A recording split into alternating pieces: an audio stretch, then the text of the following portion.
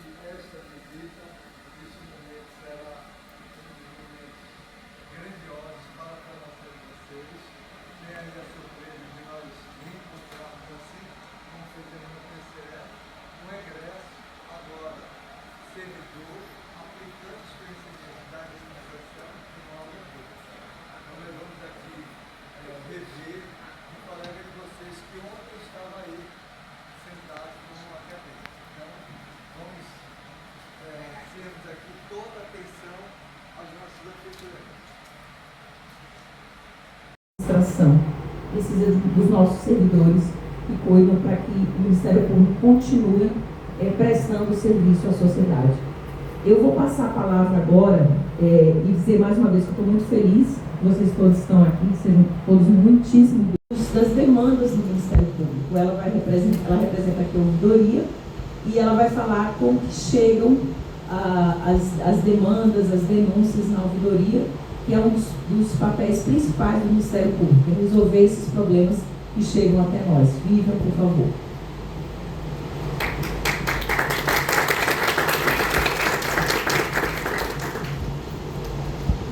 Certo. Diga seu nome.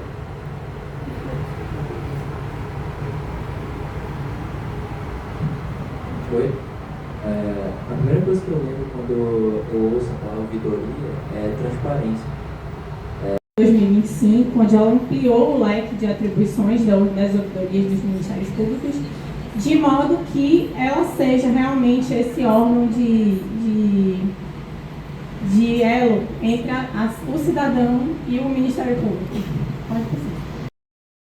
Da Adriane, a ouvidoria ela traz essa ideia de um local de reclamações. Um local onde você vai para falar sobre o trabalho daquele determinado órgão e talvez dizer que ele não está lhe atendendo em algum ponto, ou você vai pedir alguma informação. A ouvidoria do Ministério Público ela não é diferente disso. Ela tem essa função de ser a porta de entrada de demandas. Mas aqui na nossa ouvidoria, o nosso grande diferencial, e não é do Ministério Público do Amazonas, mas é do Ministério Público brasileiro, as ouvidorias elas têm o papel de ser porta de entrada de demandas de uma maneira geral. Não só daquilo que vocês tenham reclamado do nosso serviço, mas daquilo que toca a nossa atuação. Por exemplo, o MP ele trabalha em diversas áreas, né, do direito.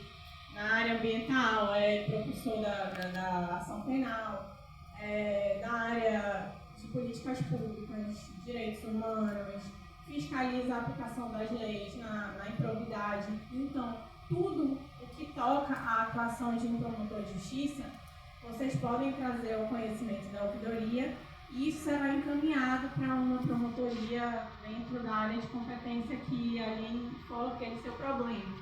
Um exemplo muito claro do nosso dia a dia, né, que está muito nas nossas ruas. Por exemplo, uma rua de tráfego difícil por conta de buracos, por conta de... Isso você pode denunciar na ouvidoria, ela vai ser objeto de uma notícia de fato, que é o primeiro processo que entra aqui, extrajudicial, e ali vai se encaminhar até que aquele problema seja solucionado. Então, a nossa ouvidoria hoje ela é o canal principal de contato com o cidadão. E também, por isso, ela é o órgão que detém o maior número de dados a respeito das reclamações do estado inteiro. Né? Tudo que vem, inclusive do interior, nós temos canais presenciais, canais online, que eu vou mostrar para vocês aqui.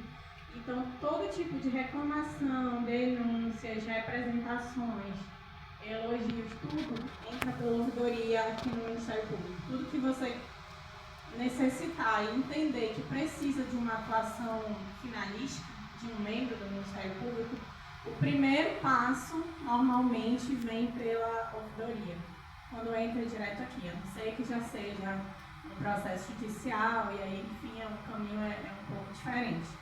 Então, esse comecinho aqui, eu dou a base legal da ouvidoria, as nossas funções estão fundamentadas, principalmente nessa resolução CNMP, que é o Conselho Nacional do Ministério Público, que é a Resolução 309, bem recente, de abril de 2025, onde ela ampliou o leque de atribuições das ouvidorias dos Ministérios Públicos, de modo que ela seja realmente esse órgão de elo entre o cidadão e o Ministério Público. Aí aqui eu apresento um pouco da nossa equipe, da ouvidoria local, pode passar. Aqui é um retrato das manifestações, que é assim que a gente nomeia a denúncia quando ela entra, ela é manifestação. E é um retrato das manifestações recebidas em 2025, por tema. Nós recebemos, ao longo de 2025, 11.285 reclamações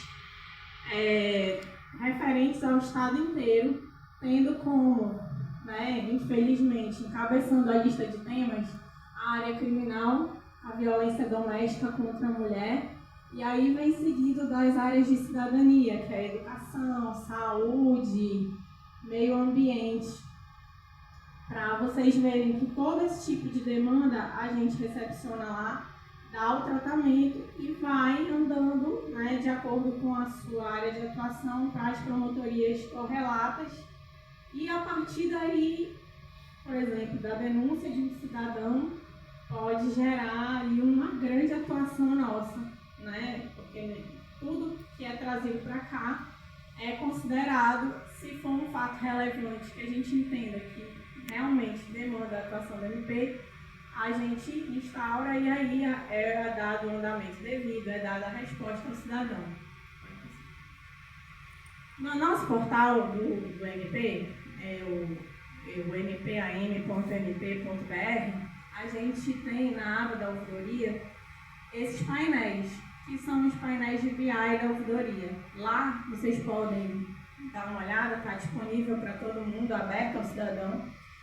E lá tem o retrato das manifestações recebidas, com gráficos, por município, por assunto. Tem um painel temático da violência contra a mulher, porque a gente entendeu ainda no final de 2025 que esse era um tema muito pulsante e que infelizmente crescente na nossa sociedade. Então a gente fez um painel temático e nós estamos trabalhando para outras áreas também, tipo infância, violência sexual, são temas que estão aí em voga, no nosso dia a dia.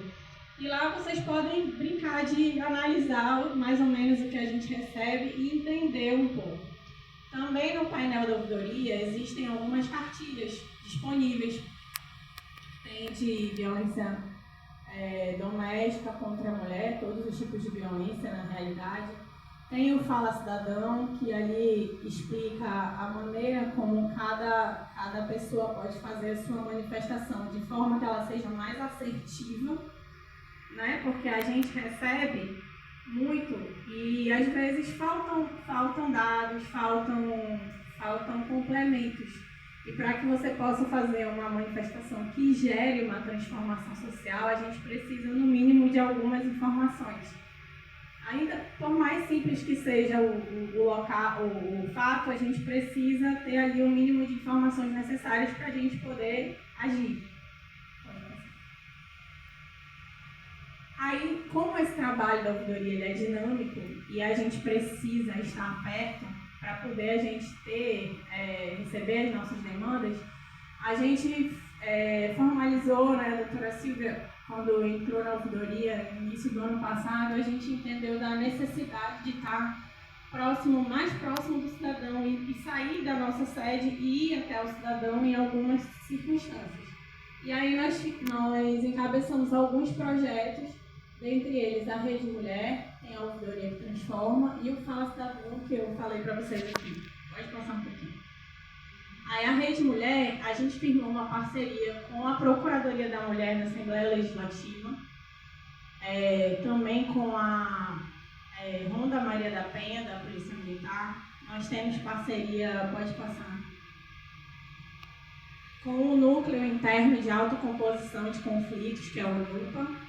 E aqui, quando a gente recebe na ouvidoria da mulher uma demanda de violência doméstica e a gente pergunta daquela mulher se ela necessita de algum acompanhamento, de algum tipo de acompanhamento psicológico, se ela quer ser atendida, a gente encaminha ela para esse núcleo, que é nosso, do MP, e lá ela tem um acompanhamento psicossocial para além da demanda dela, que vai andar, né, na área criminal. E aí também, dentro do núcleo, a gente firmou parcerias com o SENAC, com o SEBRAE, para tentar, se for o caso dessa mulher, recolocá-la no mercado de trabalho e tirá-la do ciclo da violência. Porque muitas vezes elas estão ali por pura última necessidade de estar ao lado daquele agressor. Então a gente tentou fechar esse ciclo de modo que ela possa ser atendida, acolhida na sua vulnerabilidade e ser encaminhada para um novo caminho, digamos assim, né? O nome desse projeto do NUPA é o projeto Acolhendo Vozes, e ele tem essa missão de acolher essas mulheres vítimas de violência. Aí eu tenho o ciclo, mais ou menos como funciona, né, o atendimento lá. Pode passar. E aí o Ouvidoria que Transforma é justamente esse encaminhamento das nossas vítimas para esse tipo de trabalho, né, junto ao SEBRAE, curso de empreendedorismo. Eles disponibilizam algumas vagas em todas essas formações que eles têm, né, do Sistema S. E lá as nossas vítimas elas podem buscar um novo rumo, né? Não é fácil. Esse trabalho ele está sendo construído, assim, a gente já tem algumas mulheres. Tudo bem? Olha, eu quero dizer para vocês. Bom dia, todo mundo já tomou café, a Juliana deu café com leite, sem leite. Com açúcar, sem açúcar, né, Com Daniel? açúcar, sem açúcar. Bom dia, bom dia. Vamos repetir, vamos lá. Bom dia, gente, tudo bem? Bom dia! Agora melhorou muito, hein? Temos aqui uma torcedora do Caprichoso, esse ano a gente ganha. Gente, olha, meu nome é Marlon Bernardo, eu sou agente técnico administrador do Ministério Público do Estado do Amazonas, aprovado em primeiro lugar no concurso público de 2013. Sou ex-aluno do curso de administração formado na Universidade do Estado do Amazonas em 2008. Pode não parecer, mas sou eu. Tá? O que vocês veem hoje é só resultado da combinação de combo do JSK com Coca-Cola. Geralmente eu peço para vocês que estudei no Colégio Dom Bosco, fiz um vestibular da Universidade do Estado do Amazonas e com 17 anos eu fui aprovado no curso de administração.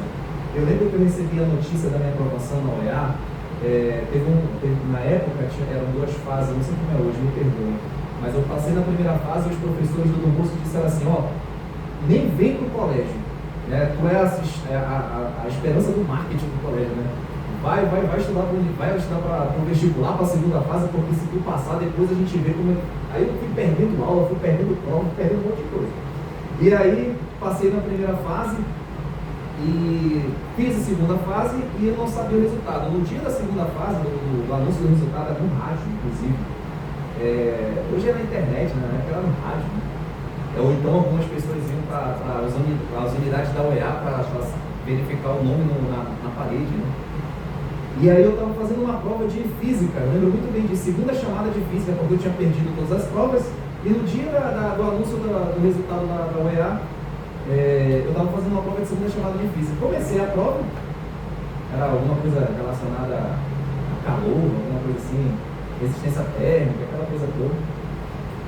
E aí o professor estava aplicando a prova, estava só eu e ele na sala, e aí batem na porta e a senhora da coordenação pediu para o professor sair da sala. Eu fiquei sozinho, né? Aí eu pensei assim, como se eu pudesse colar, né? Mas não tem ninguém, só tem eu, né?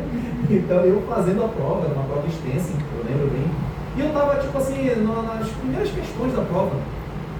E de fato, ser bem honesto, eu tinha esquecido completamente do anúncio do resultado da OEA. E aí o professor volta, ele conversou com alguém da coordenação do bolso, ele volta para a sala e disse assim, Marlon, para. Eu falei, mas o que aconteceu? Aí disse, não, tu acabou de ser aprovado na OEA, pode ir embora. E aí, eu não sabia nem o que ia fazer, né? A primeira coisa que eu fiz, assim, foi... na época, só quem tinha dinheiro tinha celular, tá? Na época todo mundo hoje tem celular, né?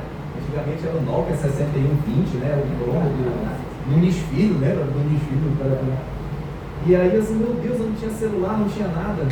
E eu fui para a biblioteca do Dom Bosco, contei para a bibliotecária que eu tinha sido aprovado na UEA e queria fazer uma ligação para a casa da minha mãe. E aí ela deixou usar o telefone do Dom Bosco e aí quando eu liguei para minha mãe, eu já escutei a gritaria do outro lado da linha, ou seja, já estavam comemorando, né? Eu nem sabia. E aí eu fui para casa. Eu morava no São Raimundo, Dom Bosco para o São Raimundo, aproximadamente 10, 15 minutos de caminhada, né? Aí eu fui caminhando, né? Já como ex-aluno do Dom Bosco e futuro aluno da UEA.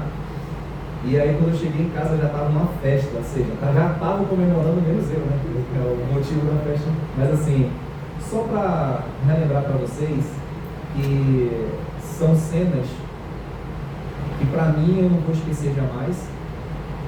E provavelmente o dia que vocês foram aprovados no vestibular da UEA também é inesquecível. Eu entendo esse sentimento. E é um sentimento assim de orgulho, de superação. Eu sei que não é fácil, mas se eu estou aqui, vocês estão aqui também, pelo menos nós somos vencedores de alguma forma. Nessa vida nós somos vencedores de alguma forma. Mas essa é só uma parte. Da vida, vocês vão vendo que a vida vai se tornando complexa e os problemas também vão se tornando mais complexos. Pela complexidade da vida e pela complexidade dos problemas, você sozinho não detém as capacidades para resolver um determinado problema. Você não tem. Por isso que você precisa do outro. É por isso que numa turma de universidade, alguns vínculos que vocês estão fazendo agora vão acompanhar vocês pelo resto da vida.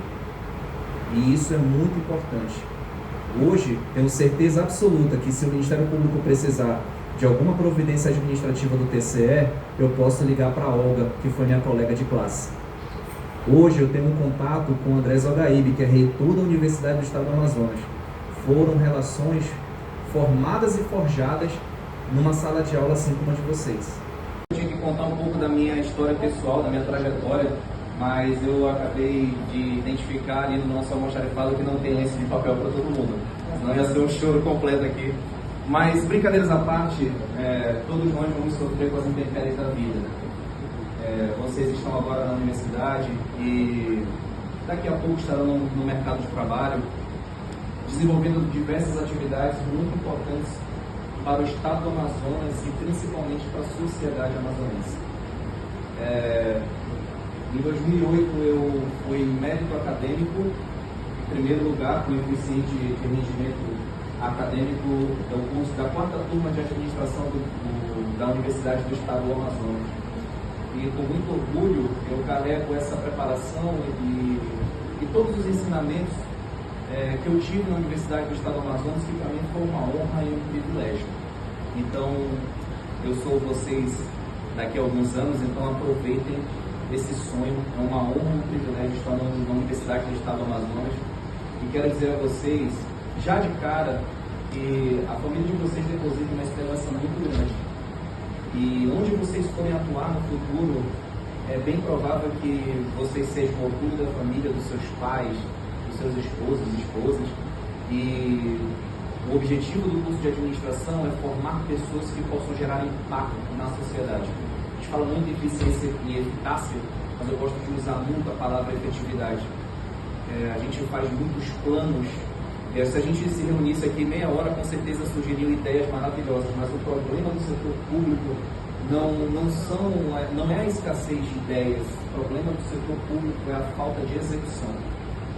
Então eu quero dizer para vocês que a gente precisa planejar sim, avaliar todos os cenários possíveis, mas foquem na execução, coloquem o coração naquilo que vocês estão fazendo, porque isso com certeza vai gerar ganhos e frutos que serão duradouros ao longo dos anos. Mas antes de começar um pouco, A gente faz aqui no Ministério Público, a gente faz pensando no cidadão. E a gente acha que o cidadão, que o cliente, né, que é, em dado momento na doutrina da administração pública chamada de cliente, né, a gente acha que o cliente é aquela coisa distante. Não é, não. O cidadão, amanhã pode ser eu, precisar do serviço do Ministério Público. Amanhã pode ser meus pais, pode ser meus tios, pode ser meus irmãos, pode ser os meus vizinhos. Então, o objetivo é fazer o Ministério Público uma instituição de excelência para todos no micro. A pessoa tem que chegar aqui e ser atendida. Aqui no Ministério Público eu acabei de formalizar uma proposta de política de linguagem simples. Fazer com que o Ministério Público mude a sua linguagem com o cidadão para que não tenha intermediários, para que uma pessoa de baixa escolaridade ela possa entrar no site do Ministério Público e entender e usufruir do direito, ler, compreender a informação de maneira fácil e simples e usufruir do direito. Isso é cidadania comunicacional.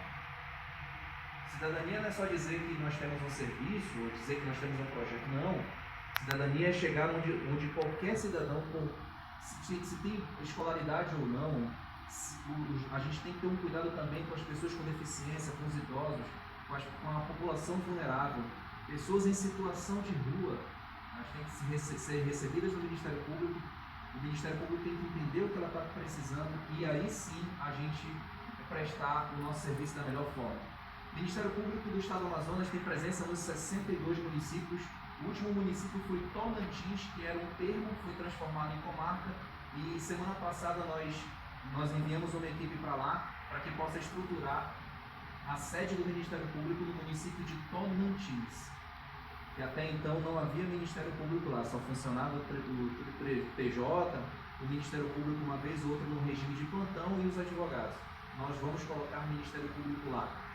E nós vamos melhorar a infraestrutura do Ministério Público em diversos municípios, geralmente os mais longínquos. Então a gente tem uma doação de imóvel em Santa Isabel do Rio Negro, temos a cessão de imóvel em Novo Aripuanã com a ajuda do Marcelo, diretor de administração. Nós estamos aqui com 5 unidades na cidade de Manaus. Nós temos a sede PGJ na Ponta Negra, nós temos uma unidade na Belo Horizonte, na Rua do Boliche, nós temos uma unidade no Aleixo, em frente à Cefaz, temos uma unidade na Paraíba, no antigo prédio da Petrobras, e nós temos a nova unidade Casa da Cidadania e Justiça Social, na Avenida de Jama Batista, uma das principais artérias da cidade, para que a população não entenda o Ministério Público como um órgão distante, encastelado. A população tem que passar pela Jama Batista e ver o Ministério Público. Nós temos mais 2 unidades em caráter de uma mais avançada, que é a unidade de São Jorge, que vai abrigar o Grupo de Atuação Especial de Combate ao Crime Organizado. Nós vamos inaugurar aqui no São Jorge, acredito que em 2027 a gente inaugura a unidade no São Jorge, onde era a antiga sede da Receita Federal. Será uma unidade do Ministério Público especializada em combate ao crime organizado e ao crime organizado ambiental. Nós vamos, já para combater com um pouco mais de estrutura essa questão de desmatamento e tudo mais.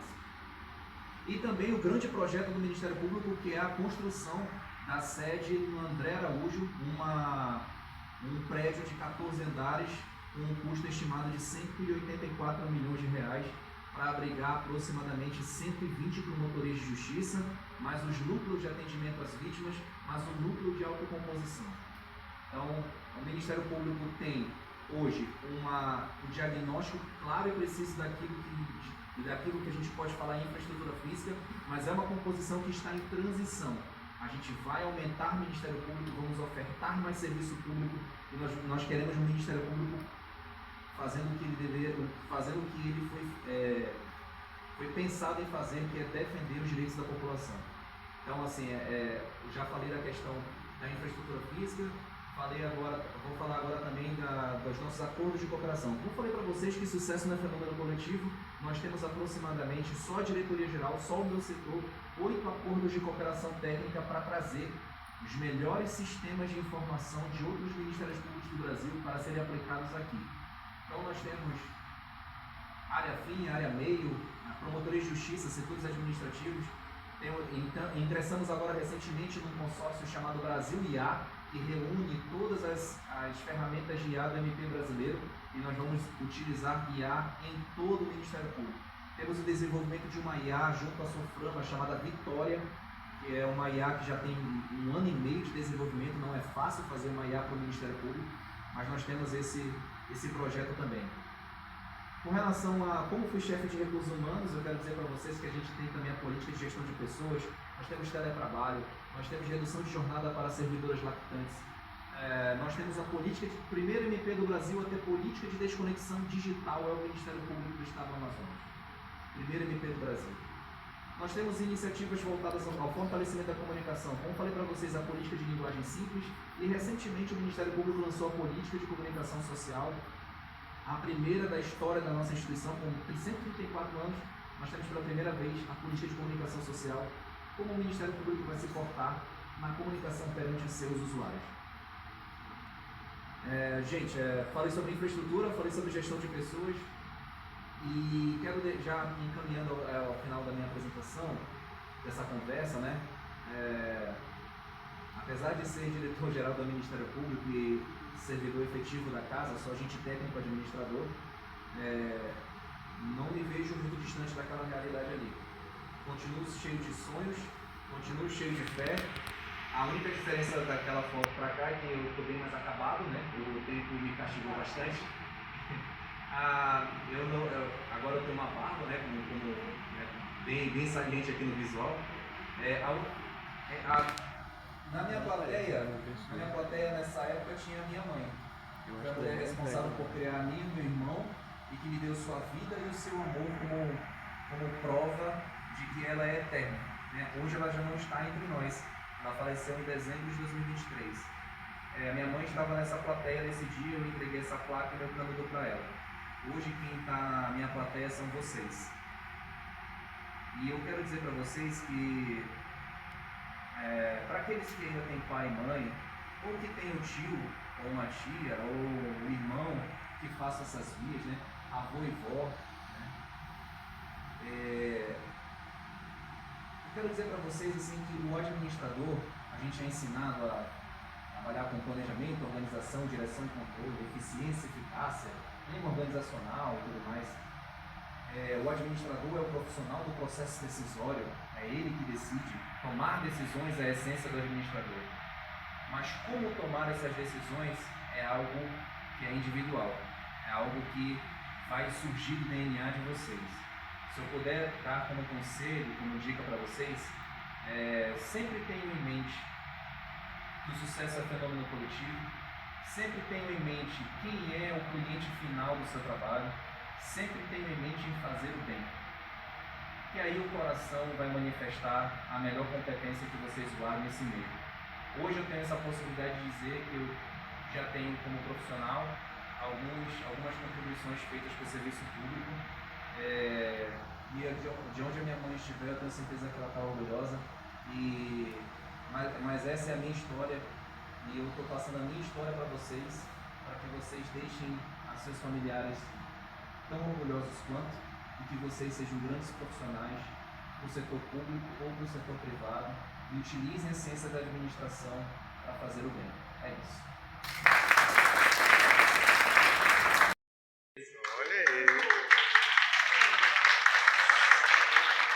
Sou ex-aluno do curso de administração formado na Universidade do Estado do Amazonas em 2008. Pode não parecer, mas sou eu.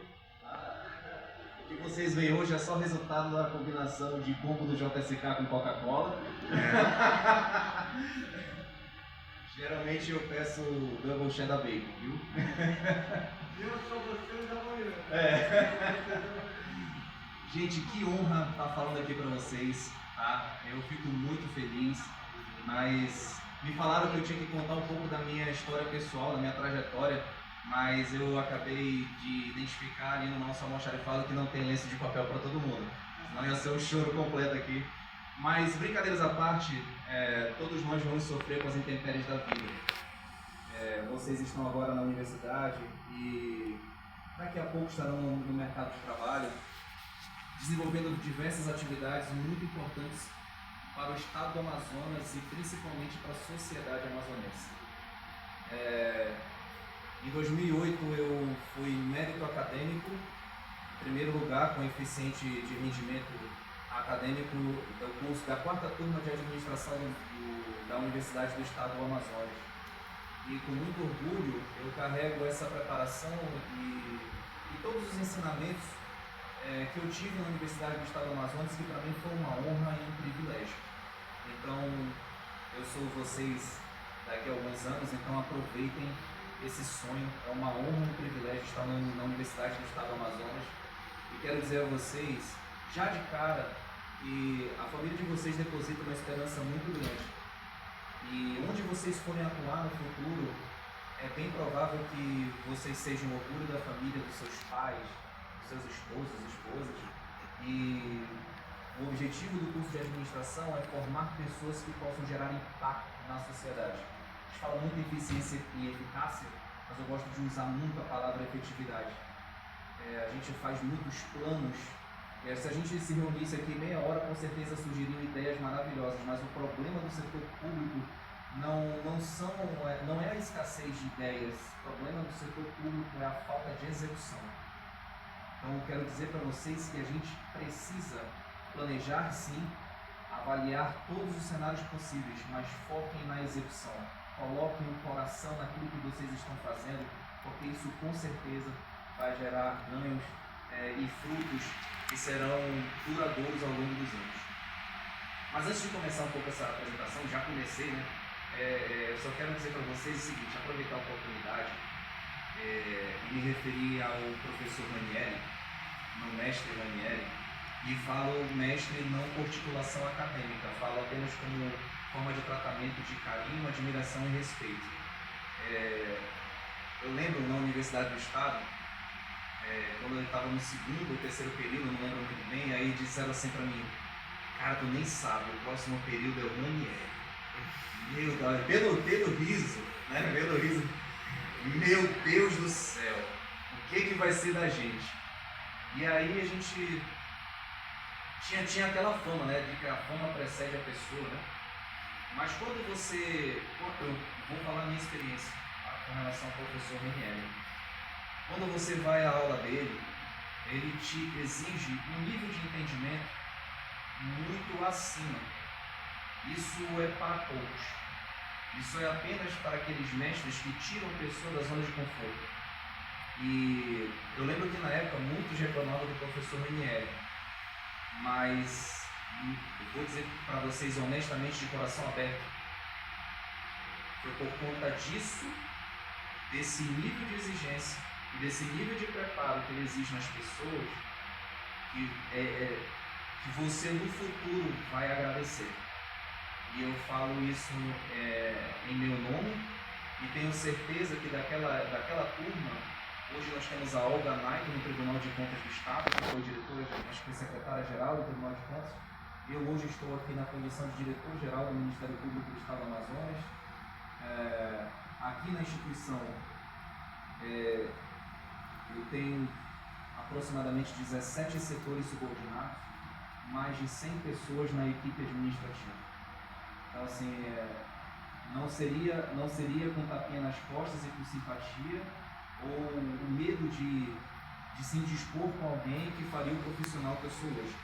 Então, uma das coisas que eu aprendi com o professor Ranieri e levo para a minha vida profissional foi esse grau de exigência, esse grau de preparo, e se deu certo para mim, certamente dará certo para vocês.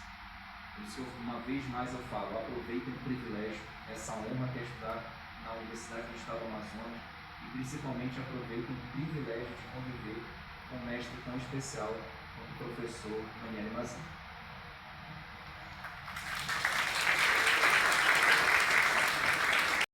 E a minha placa como mérito acadêmico para minha mãe, porque sem ela e sem a ajuda dos meus pais e da minha família, eu não teria atingido, e sem a ajuda dos mestres também, dos professores, eu não teria atingido esse tipo de resultado. E como administrador, eu tenho inscrição no CRA, tá? 1-8967. E como administrador, eu quero dizer para vocês uma coisa para vocês gravarem. Não é para anotar no caderno, não. Porque no caderno, o caderno se apaga, a tinta se pingar água, mancha a página, né? mancha o papel, a tinta se acaba, se esvai. Mas eu quero dizer uma coisa para vocês, para que vocês possam gravar no coração de vocês. Que sucesso é fenômeno coletivo. Vocês não atingem sucesso por si sós. Não existe, eu fiz tudo sozinho. Não existe isso. Porque você não tem as capacidades plenas para colocar em prática e ao mesmo tempo esgotar aquele problema que você está trabalhando. Você precisa do outro, você precisa se apoiar no outro. É o que a gente chama de estratégia de grande potencial. Você precisa das alianças, das parcerias e precisa utilizar a aptidão do outro. Você precisa utilizar a habilidade dos demais para poder sim começar a ter sucesso. Não existe nem nos esportes individuais, seja judô, tênis, ninguém alcança nada sozinho. Então, por favor, aprendam. Sucesso é fenômeno coletivo. E é com base nisso que vocês vão aprender a trabalhar em equipes, é com base nisso que vocês vão gerar parcerias, alianças estratégicas, e com o decorrer da vida vocês vão vendo que a vida vai se tornando complexa e os problemas também vão se tornando mais complexos. Pela complexidade da vida e pela complexidade dos problemas, você sozinho não detém as capacidades para resolver um determinado problema. Você não tem. Por isso que você precisa do outro. É por isso que numa turma de universidade, alguns vínculos que vocês estão fazendo agora vão acompanhar vocês pelo resto da vida. E isso é muito importante. Hoje, tenho certeza absoluta que se o Ministério Público precisar de alguma providência administrativa do TCE, eu posso ligar para a Olga, que foi minha colega de classe. Hoje eu tenho um contato com o André Zogaíri, que é reitor da Universidade do Estado do Amazonas. Foram relações formadas e forjadas numa sala de aula assim como a de vocês.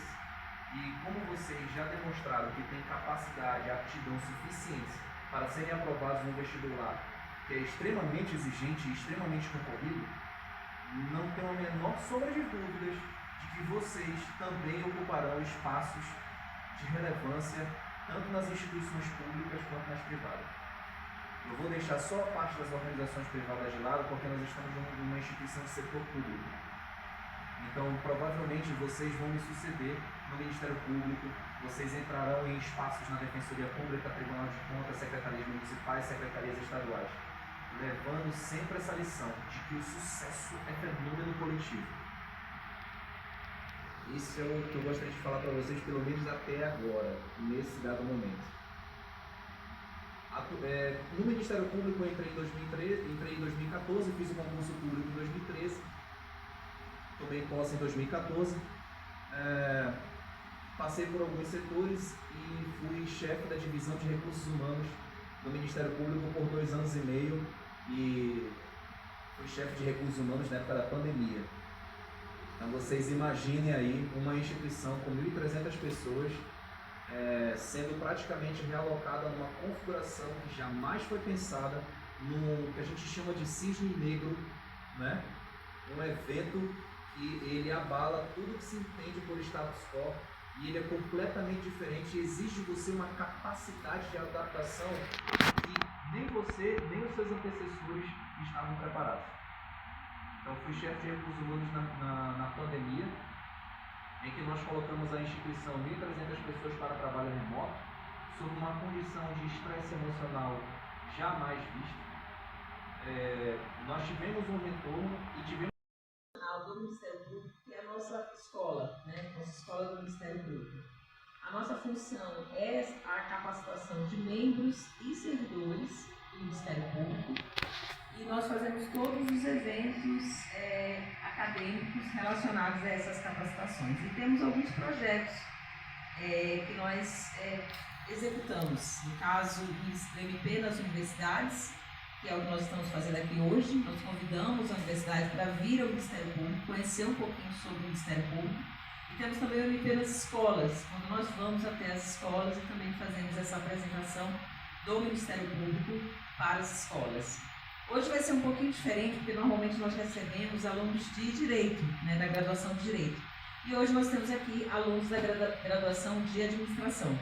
O que é muito bacana, porque o Ministério Público ele não atua apenas junto ao Poder Judiciário, na prestação jurisdicional.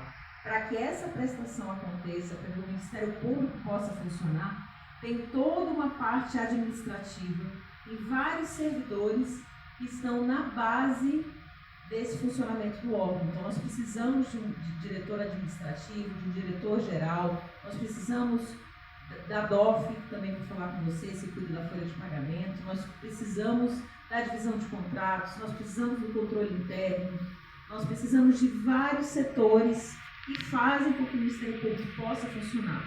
Então, para que as promotorias de justiça consigam prestar o seu serviço, para que os promotores cumpram a sua atribuição, precisa toda essa máquina administrativa para que o serviço lá na ponta, aquela inspeção naquele local, por exemplo, que está poluindo, se for um crime ambiental, aquela inspeção naquela casa de idosos para saber se os idosos estão sendo bem cuidados, aquela inspeção nas penitenciárias, aquele trabalho no fórum de justiça, nas audiências, nos plenários do júri, para que todo esse trabalho do Ministério Público aconteça, tem uma máquina administrativa fazendo com que a instituição funcione. Todos recebam os materiais que precisam para trabalhar, todos sejam pagos, né, recebam seus salários. Enfim, eu estou falando aqui exemplificativamente, mas os colegas que vão falar depois de mim vão poder explicar para vocês como funciona todo esse serviço administrativo dentro de um órgão do tamanho, com a dimensão, com as atribuições que tem o Ministério Público. Eu não quero me alongar, porque, como eu disse, eu sou formada em Direito, então a administração não é a minha área. Eu quero deixar para os colegas que cuidam realmente da administração para falar um pouquinho para vocês sobre como é trabalhar no Ministério Público, os desafios que existem para fazer rodar uma instituição desse tamanho, com todas essas atribuições e com uma presença grande no interior do Estado. Então, nós estamos aqui na sede e nós temos promotorias que funcionam na capital aqui na sede, mas nós temos outros prédios em Manaus e nós temos vários prédios, várias unidades no interior do Estado.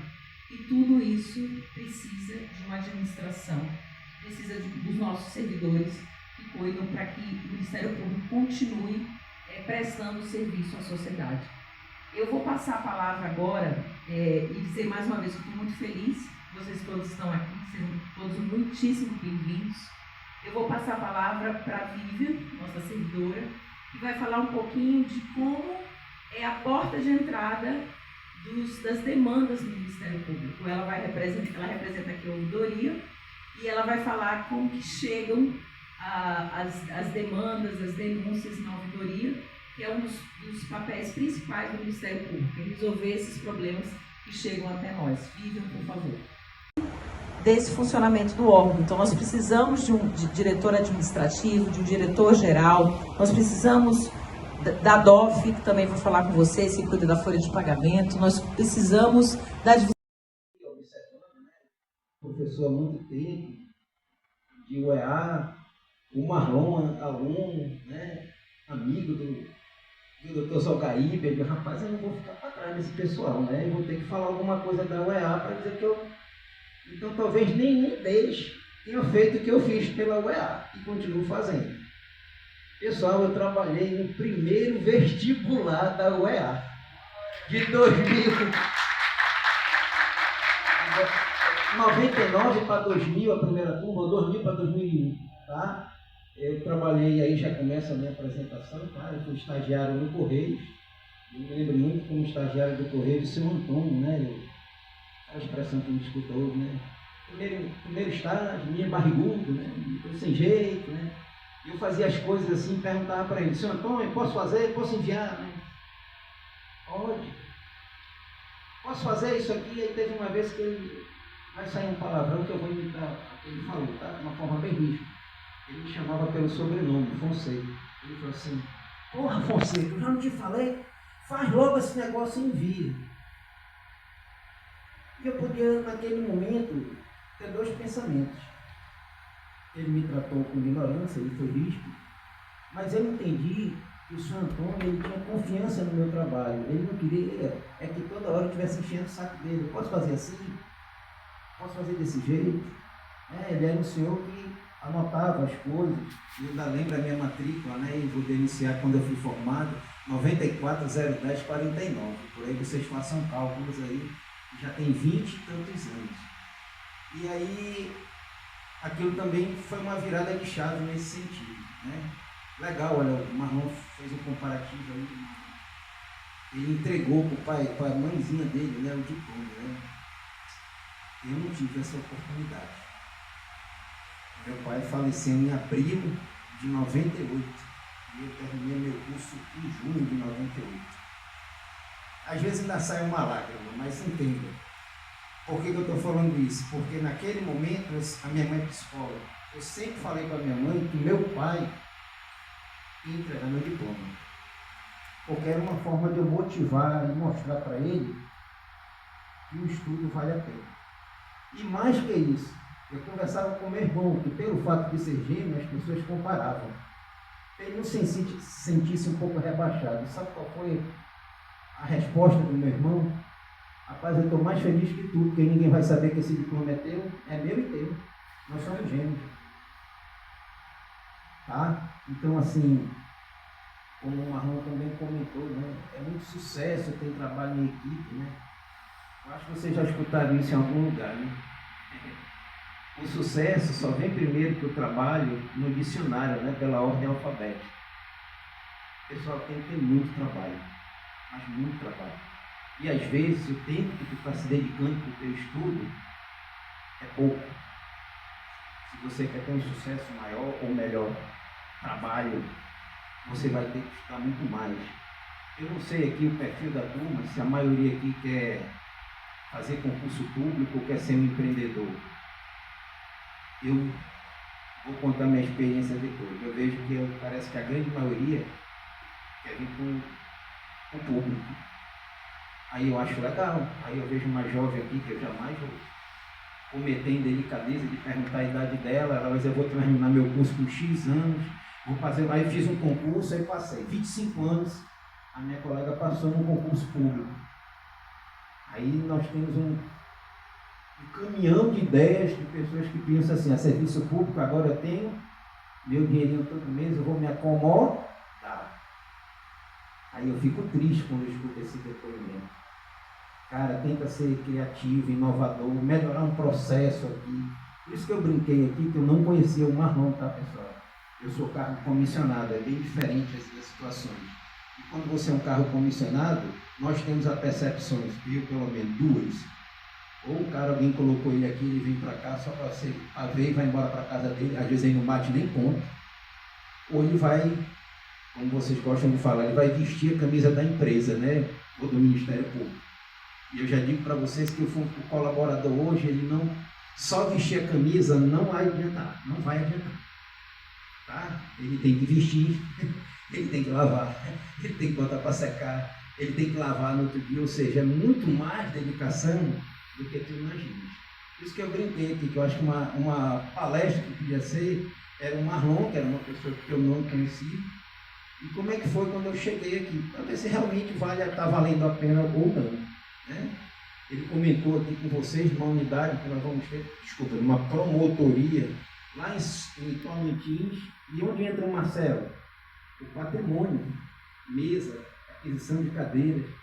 O nosso colega do RH, para saber, estagiária, tem um funcionário cedido lá da Prefeitura de Santa Isabel do Rio Negro que vai trabalhar. Isso passa pela administração. E vocês sabem quanto é o tempo de Manaus para Santa Isabel do Rio Negro, no Expresso? Repita.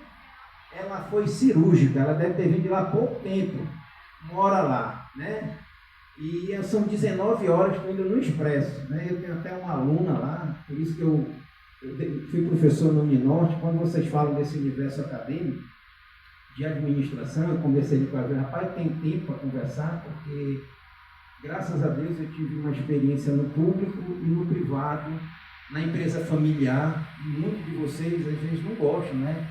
Eu vou dizer que empresa familiar é bom, eu trabalhei com a minha tia.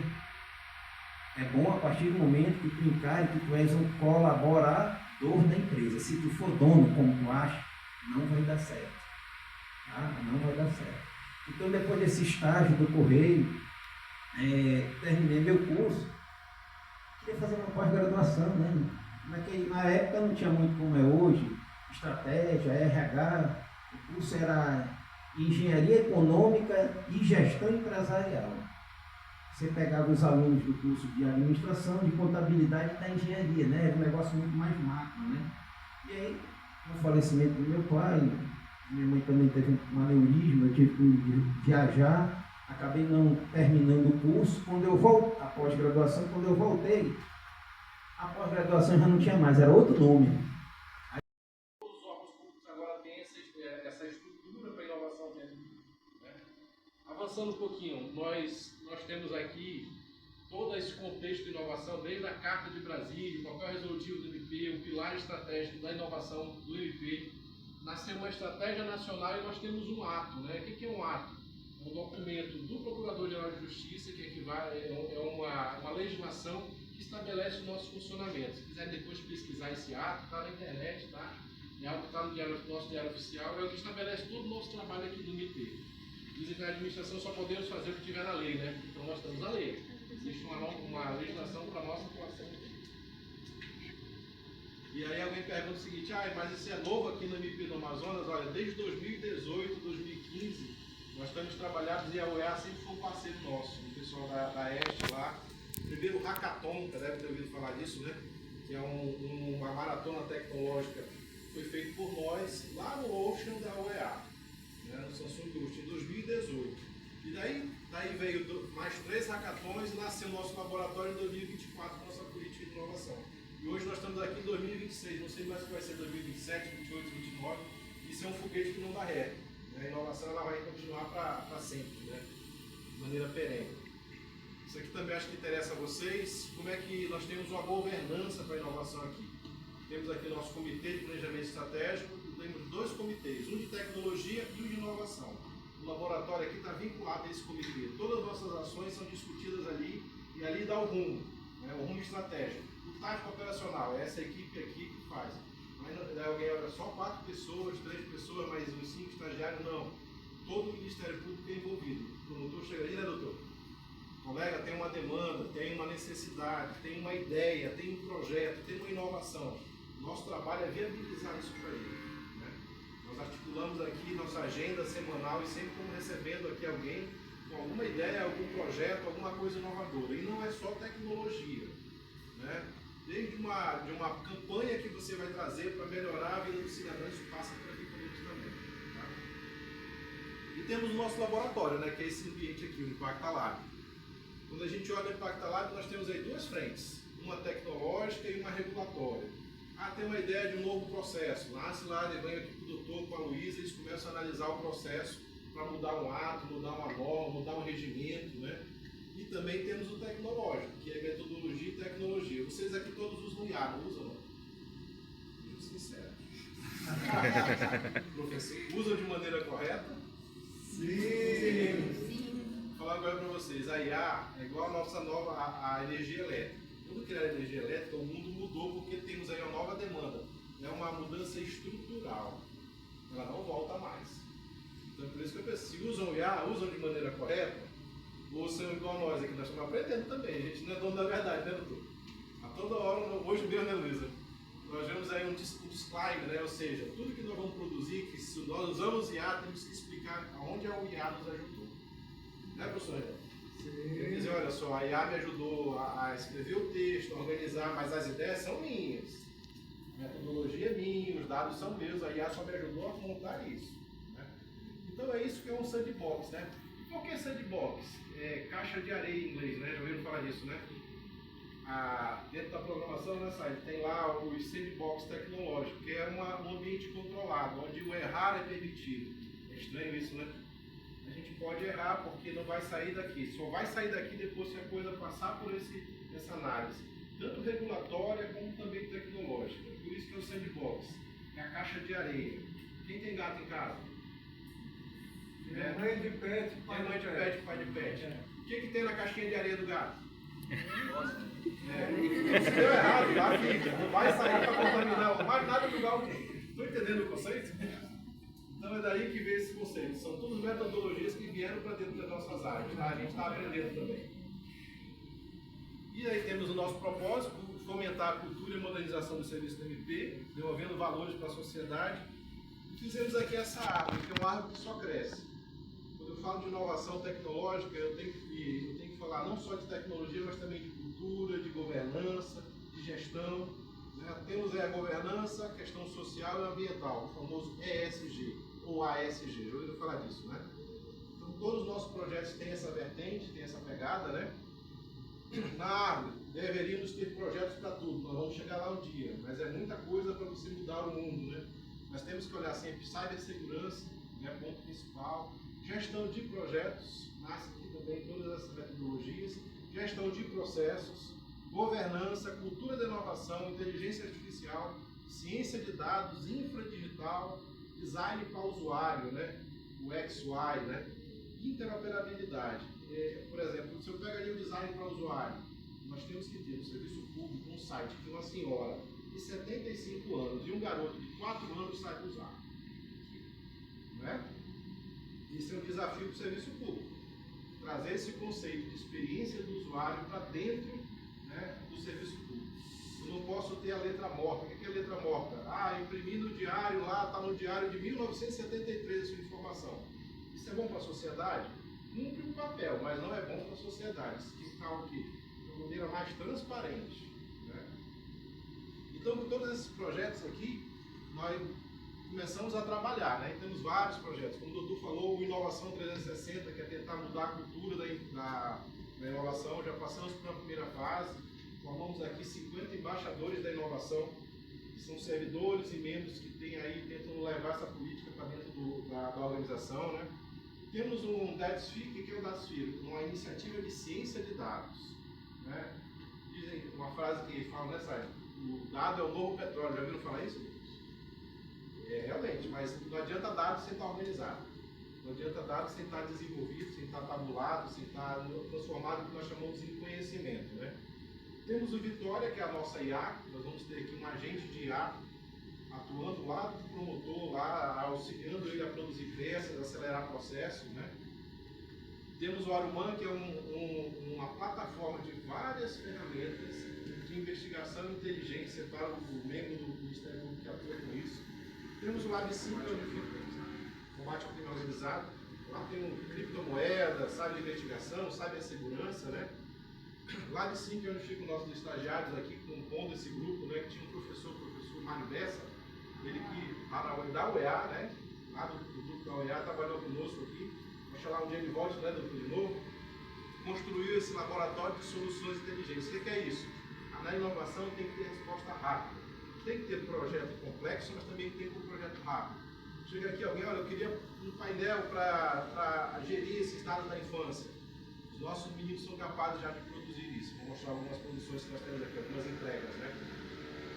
Na parte de meio ambiente temos o LabGel Vigia, a própria governança, temos a parte de capacitação, residência tecnológica, comunicação e captação de recursos. Né? Então nós temos aí todo um pacote de projetos que estão andando, né? Conosco aqui, com outros setores atuando e também com parceria institucional. A UEA sempre é uma parceira, né, doutor? Sempre que a gente precisa estar disponível. E também o ecossistema de inovação. Já viu esse termo, não? O que é um ecossistema de inovação? Eu tenho startup, eu tenho empreendedor, eu tenho pesquisador, eu tenho investigador, eu tenho instituto, eu tenho universidade, eu tenho aluno. Esse ecossistema todo é parceiro também nosso. Né? E eu vou mostrar para vocês aqui algumas entregas que nós fizemos. Aqui temos aí duas frentes, uma tecnológica e uma regulatória. Tem uma ideia de um novo processo. Nasce lá, ele vem aqui com o doutor, com a Luísa, eles começam a analisar o processo para mudar um ato, mudar uma norma, mudar um regimento, né? E também temos o tecnológico, que é metodologia e tecnologia. Vocês aqui todos usam IA, usam? Sincero.